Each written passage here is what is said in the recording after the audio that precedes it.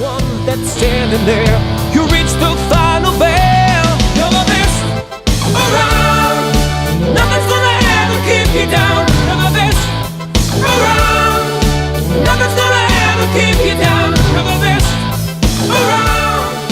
Nothing's gonna ever keep you down. One thing we want to do every episode, which right now we're planning on being once a month, is we want to bring you guys the game of the month. Okay, so we're going to tell you some of our favorite games, how to use them, whatever, just have a good time with them. Hey guys, we are now at Oakwood Baptist. This is Jamie's church. We're here to show you our first ever game of the month, okay? This game is called Murder in the Dark. All three of our youth groups absolutely love it. You're going to need a few things to play this game, okay? This is the first item, all right? Just a regular deck of playing cards. You will also need a light switch or several light switches. And you will also need one of these. Okay guys, first thing you're going to need to know when playing this game is exactly how many people are playing, because you are going to need that exact number of cards. You can't have more or less. That's going to throw it off. It's important that you have 3 or 4 aces, 3 or 4 jacks, and then just fill out the rest with any other card. That doesn't matter. What you're going to do is hold the cards face down, have your kids come up and just get a single card. They can't show their cards to anybody else, right? They need to look, not let anybody else see what their cards are. Aces are killers. Jacks are detectives. Everything else, they're just citizens. There's nothing special about them whatsoever. Rub that in all you want. I got an ace, so that means I'm a killer. All right, so since everyone is grouped up together at this point, killers have to find out who the other killers are, detectives have to find out who the other detectives are, and the way you do that is just, tell everybody close their eyes, detectives open their eyes, killers open their eyes. It's easy for people to cheat, but hopefully your kids have more integrity than that. So what we're gonna do now is, once everybody knows what they are, you have to find hiding spots around your church for the kids to go hide, and you if you're playing. The rule that we usually go by is if a door is closed, it's off limits. If a door is open, it's fair game. And one more thing. You might have figured this out based on the name of the game. You do this at night, okay? Really well lit right now. Don't let that throw you, okay? This is a nighttime game. Alright, so now that everybody's separated and I know who the other killers are, my job is to go around the church and everybody's split up and hiding, and I have to walk around the church and find other citizens and detectives to kill. Now when you're a killer, the only way you kill somebody is by doing this. You don't stab them, you don't poke them, you don't karate chop them in the back of the head. It's just this across the throat. And they're not supposed to say anything, they're not supposed to talk. It's a game of stealth. You're supposed to be as quiet as possible. Alright, so Ed is around here somewhere hiding, and he's a citizen. So I've got to find him and take him out. The way killers win this game is you have to kill everybody except the killers. And killers can't kill killers. Alright, we'll show you first the appropriate way for someone to die. And now we'll show you the inappropriate way for someone to die. Hey! Now, if you are playing the game and you are not a killer, meaning you're either a detective or citizen, and you come across somebody sitting down, you ask them, hey, are you dead?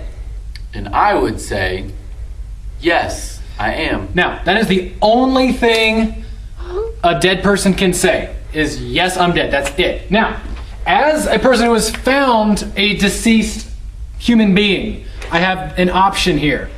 I can either just leave them there and continue in the darkness, or I can yell this one phrase: murder in the dark! Murder in the dark! Murder in the dark! Murder in the dark!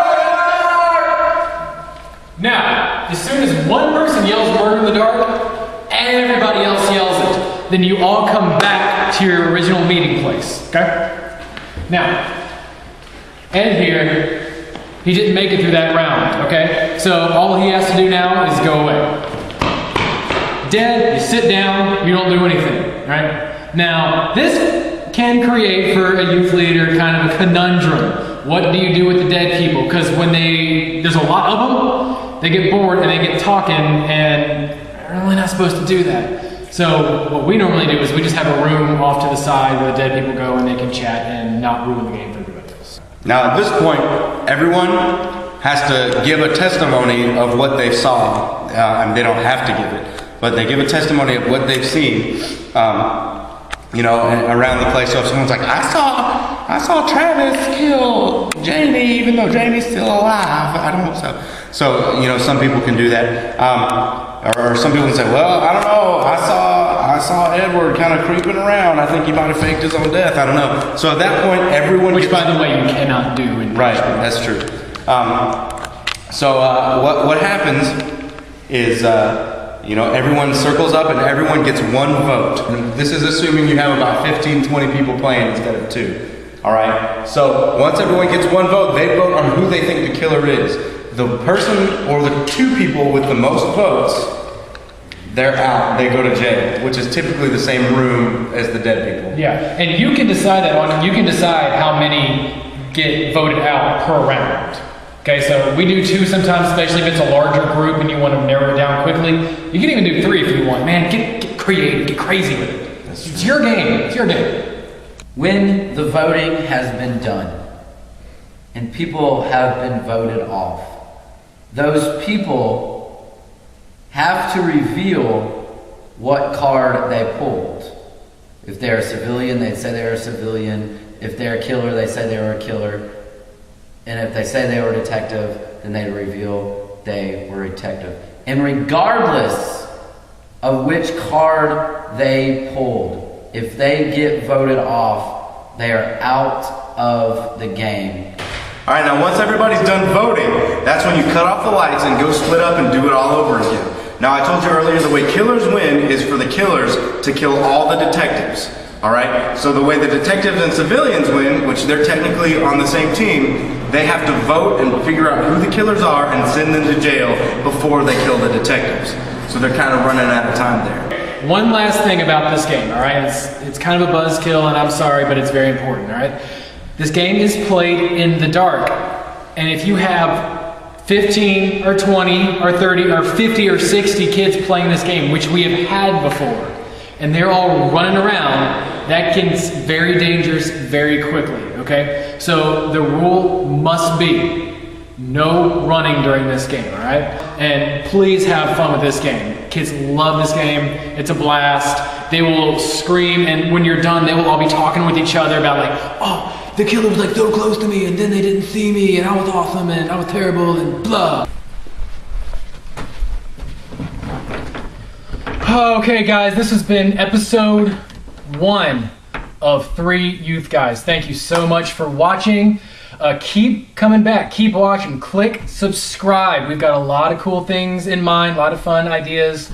You know what? And comment, you know, if you've got questions about us, things you want us to do, or just, you know, ideas, questions about ministry, whatever, we'd love to see some of that. And make sure you look on Facebook and Twitter. We are on there. Check the description below and follow us there. See if I see my shoe. You're the best around. Nothing's gonna ever keep you down.